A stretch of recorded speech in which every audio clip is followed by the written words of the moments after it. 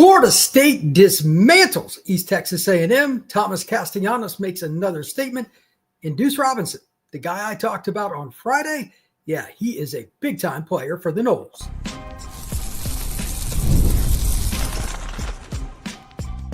You are Locked On Seminoles, your daily podcast on the Florida State Seminoles. Part of the Locked On Podcast Network, your team every day.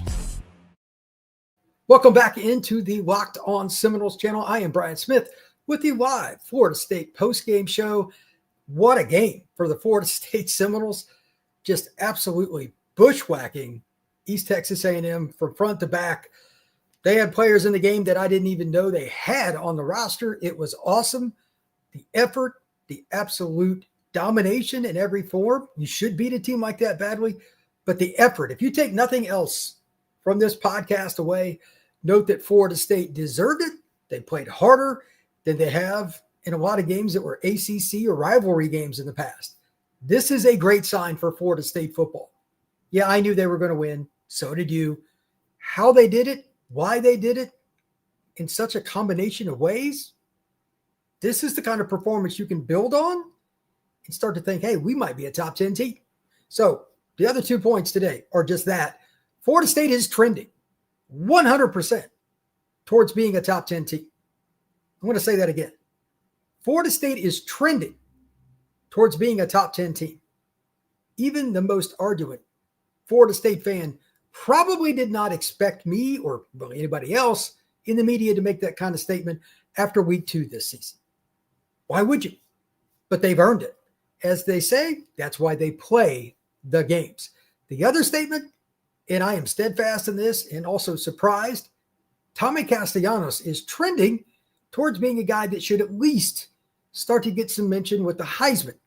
His control of the offense, his ability to throw the football deep, like obviously he's really good at it. And then finally, he runs when he needs to, but he doesn't lose control of the situation, doesn't get loose with the football. He doesn't put himself in harm's way. He is a very smart football player.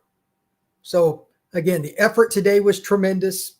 Florida State's a top 10 team, possibly. They're at least trending in that direction. Maybe let's see what they do against Virginia before we anoint them that. I'll give you that possibility. But then Tommy Castellanos, there's no doubt he is trending in the right direction as well. I love all of that.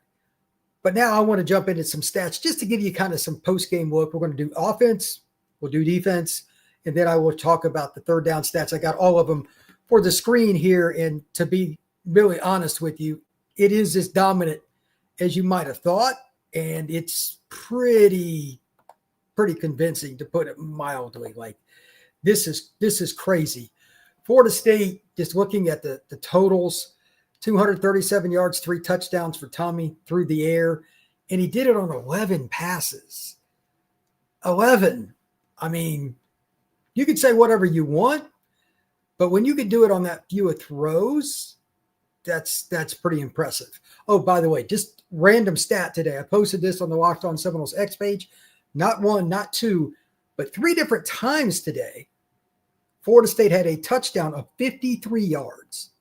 That is the definition of random. So if your favorite number is 53 for some odd reason, today was your day. But looking at the rushing totals, looking at the passing totals, over 300 yards each. Everybody really got involved. Jalen got involved. There was Cam Davis came off the bench and did a nice job. Obviously, Tommy, Keziah, everybody had a contribution in some way, shape, or form. And then Sam had a 53-yarder as well. This was the kind of performance where it gets really interesting, because now it's like, we really have the depth to do whatever we want. Sam Singleton was the 6th running back. This is his 3rd year in Tallahassee. Holy cow, is that a great sign? Now, they're not throwing it a lot because obviously, they didn't have to against this kind of opponent. But when they did, they were still really efficient, like dynamically so.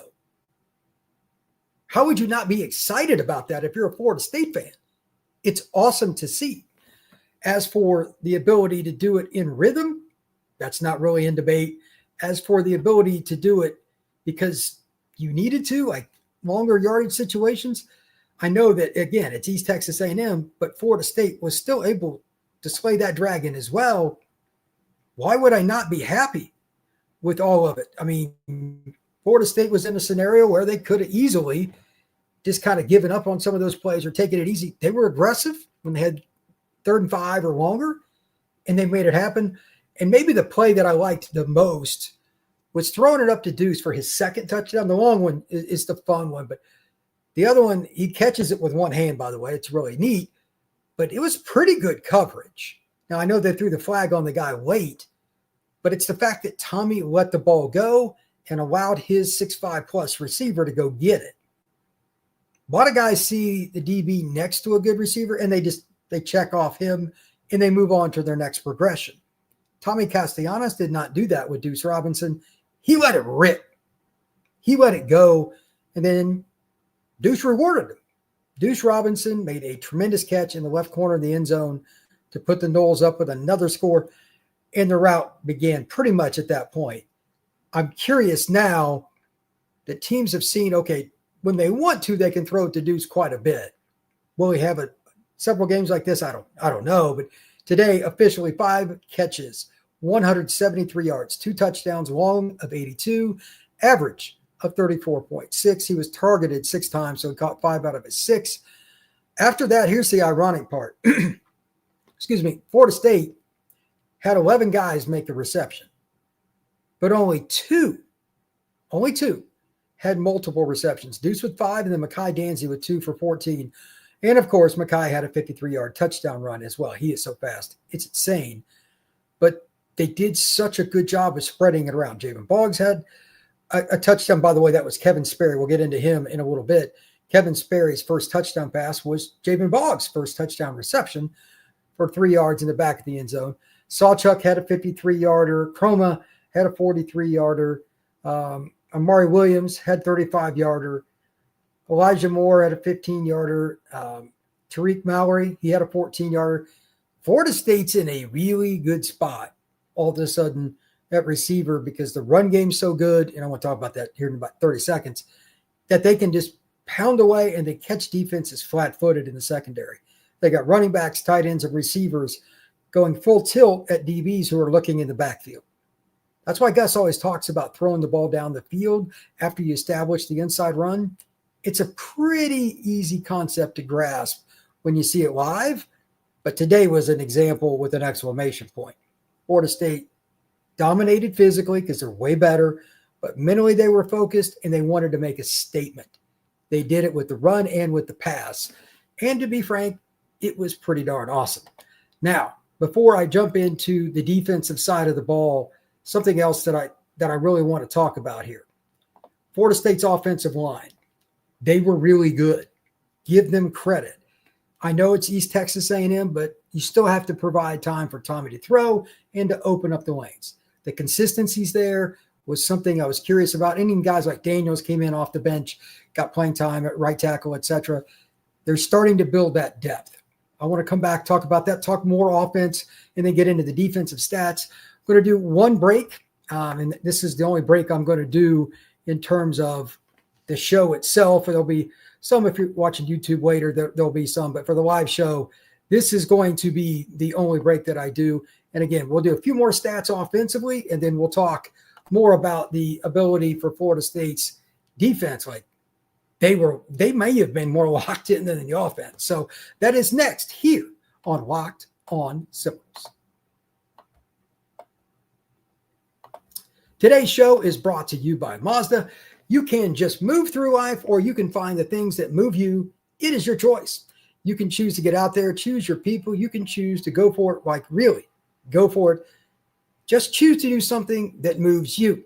Mazda crafts cars for those who choose to do more than simply move. Mazda, move and be moved. Today's show is also brought to you by DoorDash. It's the weekend again, and we're talking about this week's MVP. Which one do you want to go with? I'm going to go Duce Robinson based on his 5 catches, 2 scores, 160 yards. Could have been several other people too, obviously Tommy Castellanos, but Florida State absolutely got it done. And just like you can win every Saturday with DoorDash streaks, Florida State was streaking down the field with Duce Robinson leading the way. Florida State's Duce Robinson today was just focused. The catch for the bomb was pretty easy. The one-handed grab in the end zone was not. He also had the snag inside the 10 where he went up high to get it, used his length, used his height, used his athleticism. He was my player of the game, and he is really trending in the right direction. Now, if a player like Duce is going to make the plays, Florida State's got to keep on getting him the ball. So let's see what he does over the next few games. DoorDash delivers your Saturdays with DoorDash Streaks, so you save every Saturday when you order. Only with DoorDash. Terms apply. Promo code through November the 18th. Thank you once again for making Locked On Seminoles your first listen each and every day here on the Locked On Podcast Network. I'm Brian Smith, longtime college football recruiting analyst, covering your Noles for you. And I had a blast watching the game today, putting out tweets on LO_Seminoles on X, just talking about the game and the rhythm. But again, the effort. So important that Florida State showed they wanted to get better, even though they were playing a completely inferior opponent. And shout out to East Texas A&M. They played hard. They just don't have the size and speed that the Noles do. It is what it is. But you got to dominate those teams, play after play after play. And goodness, did Florida State ever. Now, I want to put up the stats for the defense, but I want to briefly discuss a couple of other quick things here as it relates to what's going on with the offense too. Kevin Sperry, I mentioned that he came in and did a really good job. I was very, very happy with him. But the thing that I noticed more than anything else is they've tinkered with his motion maybe just a little bit. Anybody wants to comment on that, fire away. I'll get in the chat here in just a minute. But I was happy with him. And also, again, as I noted right before the break, they've got a bevy of receivers. Moore caught a pass. And they have running backs, like all the running backs catching the ball. Jalen involved in the offense as a runner. They are so balanced now. It's so ironic because last year they weren't anything, to be really honest. They are so balanced. This offense with the speed that the Noles have. And remember, Landon Thomas is not even out there yet. He's not. And he's not the only one. They have other guys that are banged up. They're going to get healthier. They're going to have more weapons. Florida State has a lot of options. They have a lot of options. I don't think there's any way you can sit there and say, if you're a Noles fan, that you're not excited about the depth of the receiving group and kind of how they look, like the size and the length of some of the players. Then you got a guy like Jalen that gets in behind some of these big linemen. He's hard to catch anyway.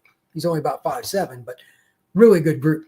Now, looking at the defensive side of the ball, I was really impressed with Ashton Barker early, and they rotated a ton of guys. So the total tackle numbers for each individual is not high, but they played a ton of players and they dominated. Barker was my MVP early. Darrell Jackson would have been a close second. He was involved or around the ball a lot. And again, if you've ever paid any attention to this show in the last 6 months, you've heard me talk about how important it is for Big Darrell to play that nose spot, that zero technique at a three-man line. There just aren't many human beings built like that. 6'6", 330 plus and athletic, can't teach it. Can't teach it. He frees up Cryer, Nicholson, anybody else that's playing linebacker on that play. And they rotate pretty freely there as well. This is a good group, man. It really is. And they got Jaden Parrish in the game today. I loved him out of high school. Earl Little was another heat-seeking missile. Deontay McCray, Cromartie got in the game. They just played so well, excuse me, at rallying to the football. There were some missed run gap bits, especially they had one early. I don't know who that running back was. He play where he hurdled somebody for Florida State. That was pretty impressive. But overall, Florida State's run gap bits were good.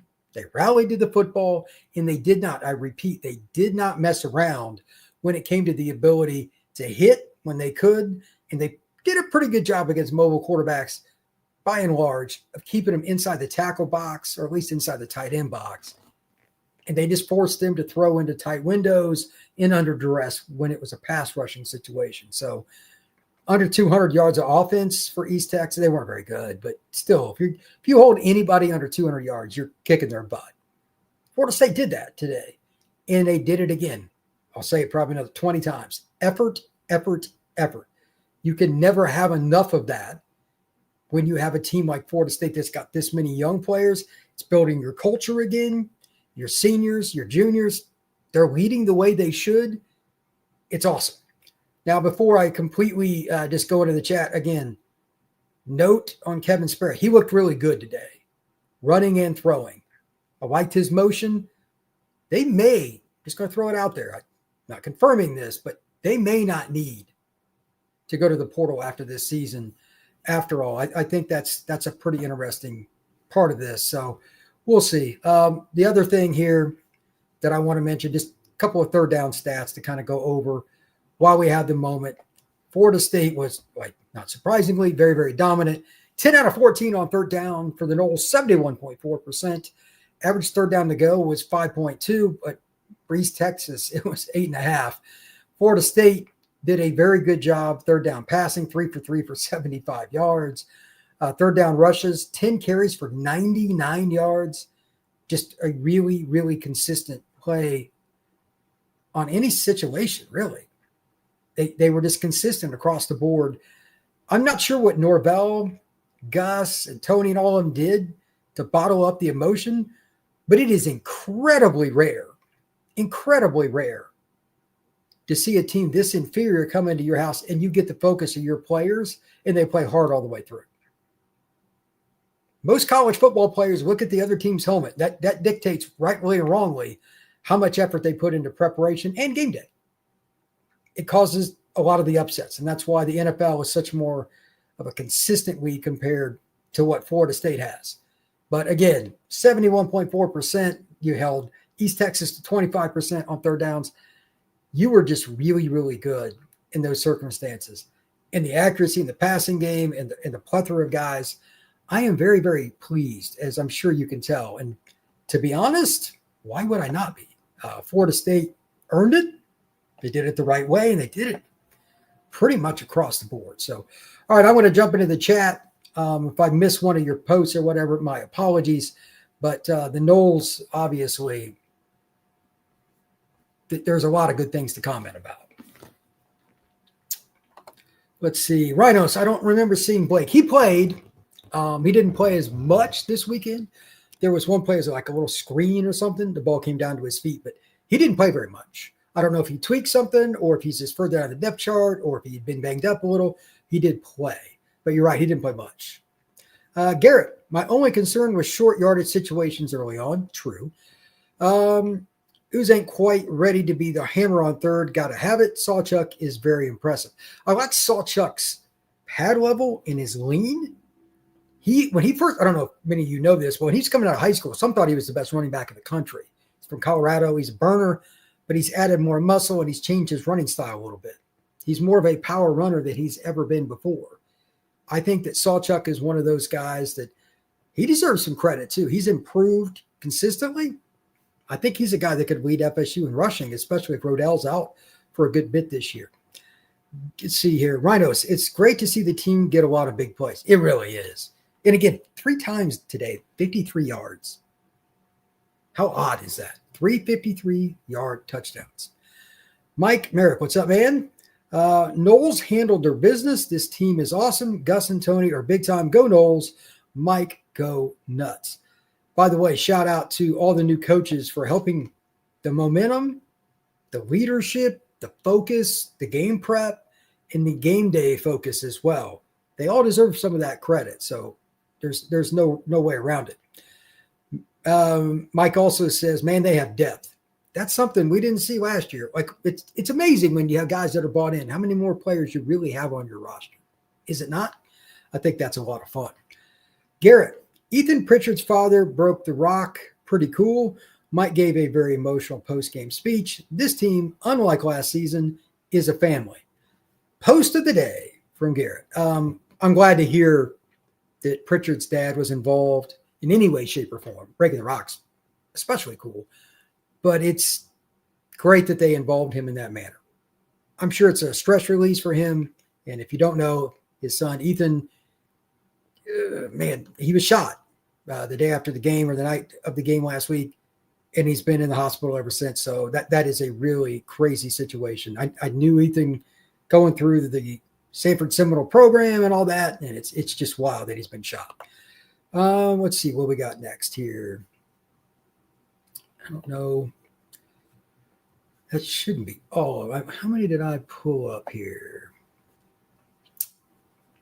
These are some random posts.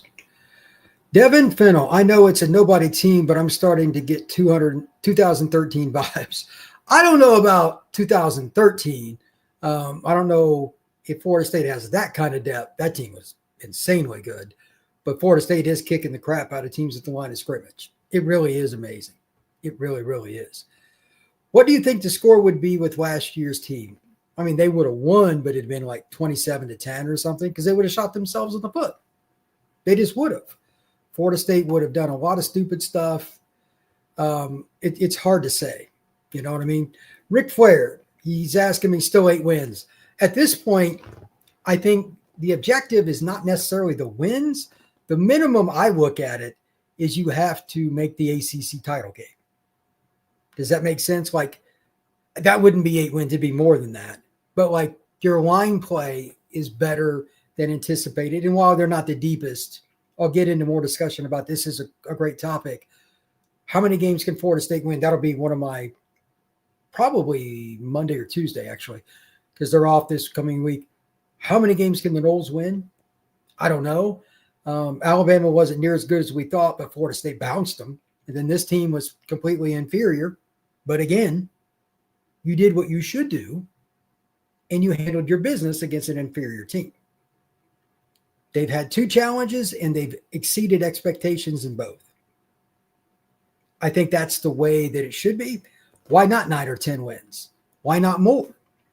Florida State's schedule, just looking at it, you got the goofy Friday night game. I really don't like the Virginia game in a few weeks. That's another helmet game. You're not going to tell me Florida State's going to be 100% up for that. I know that's not what coaches want to hear. The week before Miami, that one scares me. You got the weird Virginia Tech game. They're not very good. You could be sleeper for that one. NC State's the week on the road, by the way, the week before you go to Gainesville. There's some goofy games. You've got to prove that you're going to win those, but they're better than those teams. Then you got Miami at home. You've got Clemson on the road. And, of course, again, you got the Gators on the road. Those 3 teams have similar or more talent. How many can you win? So to me, like 9 needs to be your minimum at this point. It needs to be your minimum. If anybody wants to argue that, that's fine. Everybody's entitled to their opinion. But right now, because of last year, when you combine it, all the changes with the roster, especially with Tony coming, I think Tony's the biggest influence. Gus will get more discussion because offense sells tickets, gets clicks, but that defense is very complex to pick up, and they've gotten to figure it out. That shocks me in a great way. If that defense continues to not give up gash plays where you just have busts, that's a top 25 defense this year. And let me be very clear on this. For what Tony wants to run, he can run 3 or 4 man front. This is the only year that he's going to be able to run it with Big Darryl. Darryl's gone after this year. He is the rarest of rare players, a 6'6", 330 guy that can play defensive end or nose guard. They got it's not out of the question they could have a top 10 run defense in the nation. It's at least in the conversation, even against their schedule with Florida out of conference and Alabama out of conference. That's how well they're run gap fitting. And again, Darryl changes the dynamic because against quality opponents, even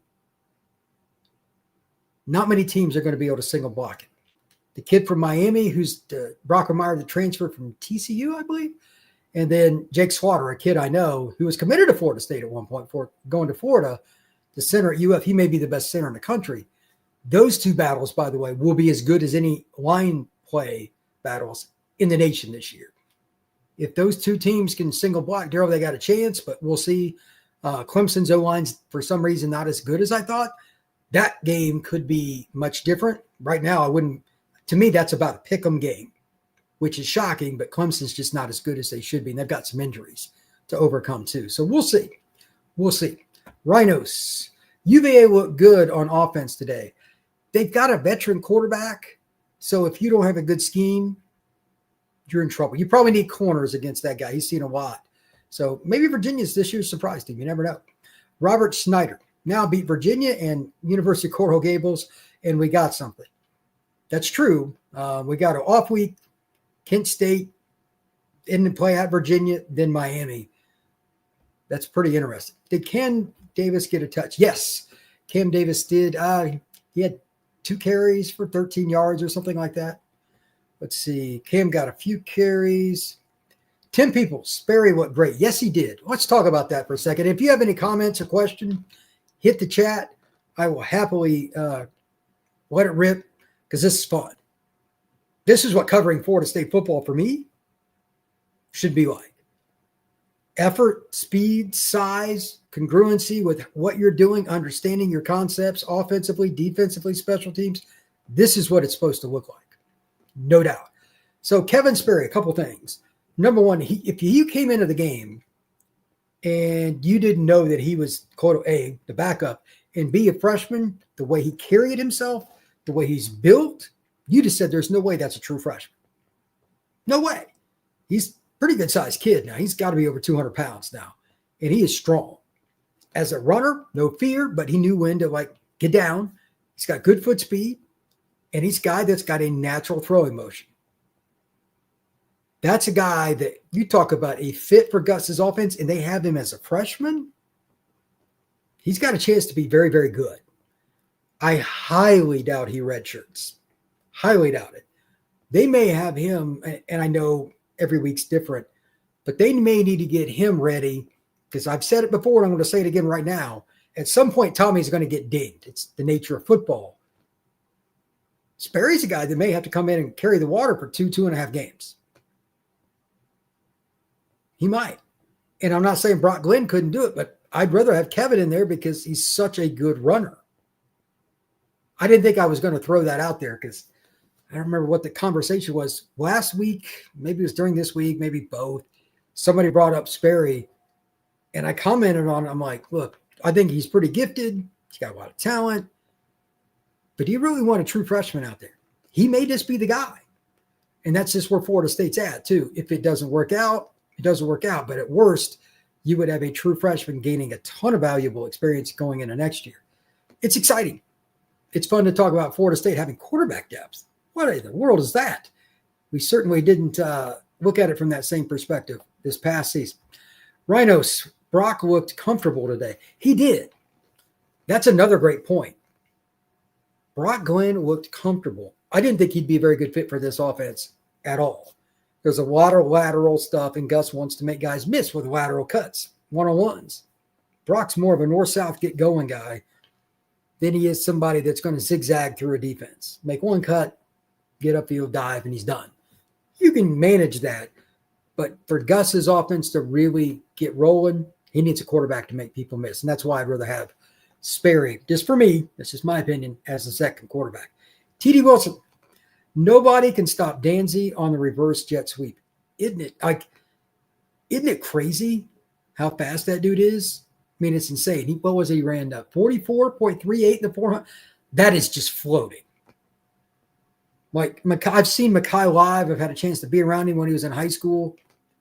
And he told me he ran sub 45. And I'm like, what? But he's getting close to sub 44. Sub 44. So if he turns the corner and gets his shoulder square, that first step he hits full stride. You can't be that fast without hitting full speed. Under 45 in the 400 is world class. Period. They showed it for those of you that may have missed it. That clip of him running the 400 this year, there was nobody near him. Those are big time athletes. They're going to find a lot of ways to make him impactful. Now, every time that he's in the game, the other team absolutely, unequivocally has to know where he's at. They don't even have to throw it to him or give it to him. They can just run him in motion, give Cam Davis the ball, Chroma the ball, Jalen Lucas the ball, Rodell Williams the ball, Gavin Sawchuk the ball, Sam Singleton the ball. But after you fake to him, you're a linebacker. You have to either guess wholeheartedly he's not getting it or he is. Because if you go by your normal read, you're not catching him. Inside linebackers will not be a part of the play. They have to guess. That's not a friendly place to be. He has world-class speed. That's a lot of fun. Let's see. Darrell Jackson got a sack. He did. He also had a few plays around the line of scrimmage that don't show up in the stats too, where he moved the pile, took up a blocker, gave an opportunity for a safety and a linebacker to get in play. By the way, shout out to the safeties that were shooting down. There were multiple. I'm not going to single out any one. They were coming downhill like an extra backer and really making it difficult. Rhinos. I don't remember seeing Blake Nicholson. I know I saw him. Maybe I'm just crazy, but it was only like on one play.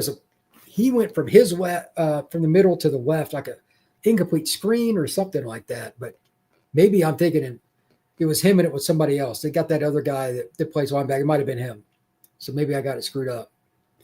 Garrett. My only concern was a short. Okay, I already got through those. All right, let me see what else we got here. Let's see.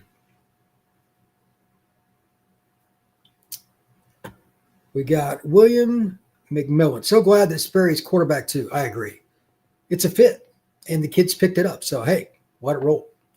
Rhinos, this team proves that something culture is more important than star rankings. Sometimes that's absolutely true.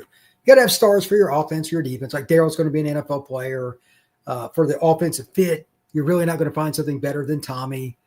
And then Duce, yeah, he's absolutely a star. But those linemen, like how many of those offensive linemen are really going to be drafted? Pettibone will be. After that, I don't know. Maybe Pettis, because like his size, somebody might take that chance. But I'm not sure. But they're still playing very well as a unit. Jay Corner 1-7. Finally, coaches that want to leave no doubt on either side of the ball. Amen to that. Great post and 100% freaking true. Will be 93. Go Noles. Garrett, was it smart to have Squirrel as a punt returner? I know injuries happen, but for a coach who brags about special teams, we can't seem to get it right at punt return. I don't know what the deal is with that. Just hear me out here. There are about 5 to 10 schools that you could just play grab bag with as many wide receivers, DBs, and running backs you have and have a good punt game. Why in the world is Florida State not one of those? But the skills talent that the Noles have. That's a great question. They need to fix punt. They need to get better at that. I don't know what the deal is there. Rhinos, Brian, how does it feel covering the team this season compared to last? Have you ever been someplace and you're walking along and you have found like a $20 bill on the ground? That's what this feels like compared to walking along and you're in front of your peers and you trip and fall on your face. That's about the difference. Because this season, I have so many things to talk about. It's easier to do shows, and it's just more fun to do shows. Last year, I couldn't do anything but be negative. People would complain. I'm like, what do you want me to talk about? They're getting trounced by North Carolina, who wasn't even any good. So it was hard last year because just from a material standpoint, it was garbage to choose from. And then on top of that, I mean, at some point, fans just don't want any part of it. And I don't blame any of y'all. Like if you turned it off at some point last year, I understand. Why would you watch a team that wasn't going to a bowl? So, for that record, just to throw it out, if Florida State doesn't win at least 8 games at this point, I would think they'd had massive injuries like Tommy, Duce, Darrell. At this point, if they don't win at least 8, correct me if I'm wrong, it'd be pretty shocking, right? Like they're focused and they've got team chemistry. They don't win at least 8 games, like everything went sideways. And if they are lucky enough injury-wise, that's big if, 10 wins is certainly not off the table at all. Florida State is a completely different football team in 2025. Let's see here. Enosh Newby. Earl Little is giving me 2022 Jamie Robinson. Ooh, that's a big statement. Always around the ball and looking to make a play. Thank you, Tony White. Hey, Earl was just a guy last year. He was a little lost. He played some early, played less, kind of made a little bit of a comeback, but they switched the scheme and he figured it out, and here we are. Garrett, how about Jermaine Johnson's brother Jeremiah getting 5 carries for 25 today? 13 players recorded at least 1 rush. Amen. Florida State ran the football pretty much at will. Let me see if I can find it. I might still have it up. Florida State, let me see if I can find their total here. I'll read off a few of the game stats, if you will, just in totality. Florida State's total yards, 729, 368 through the air, 361 rushing. That's about as balanced as it's going to get, folks. They only had 3 penalties. They had 29 first downs. They were 10 of 14 on third. They had 71 plays ran. Average yards per play, this is insane, 10.3. Average yards per completion. You ready for this? Florida State averaged 23 yards per catch. That's insane. Let's see. Red zone, Noles were 4 out of 5. They barely won the time of possession. Not that that really matters in today's game. They had 3 sacks and 9 tackles for loss. So overall, pretty darn good day. Christian, aside from Tommy Castellanos, who is the most important player that will contribute to FSU having a 10-win season? This is easy. I just talked about it. It is not competitive. It is Darrell Jackson. You cannot run an effective 3-man front without a big-time nose guard. When I mean 3-man front, I'm not talking about a one gap. We're taking a million chances, blitz crazy scheme. I'm talking about traditional or NFL style, my dude better than your dude, 3-man style. And that's what Florida State's running. They're not super aggressive with it because they want to play in layers. It's similar to the concept, at least somewhat, to what Kirby does at Georgia. He calls it layers defense. He's explained this on TV before. You have one wave, the running back comes through, he's got a second wave. It's like pinball. It's really hard. And if you've got a 280, 290-pound nose guard that's quick and makes plays, that's nice. But Darrell has that kind of athleticism at over 330. If you want to go with one guy on him, by all means. But how often did you see on the replay, especially when they did vertical replay, and Darrell's just, he's just too strong. There are only maybe 2 or 3 guys like him in college football. That's the difference. Without him, Florida State's not winning 10 games. If he gets hurt next week, they're not winning 10 games. Changes your defense completely. They got one guy like that with his experience and his length. I know there's a certain freshman that'll be back in the lineup in a few weeks that'll help too, who's the next nose guard. But the length that Darrell has at 6'6" is just ideal.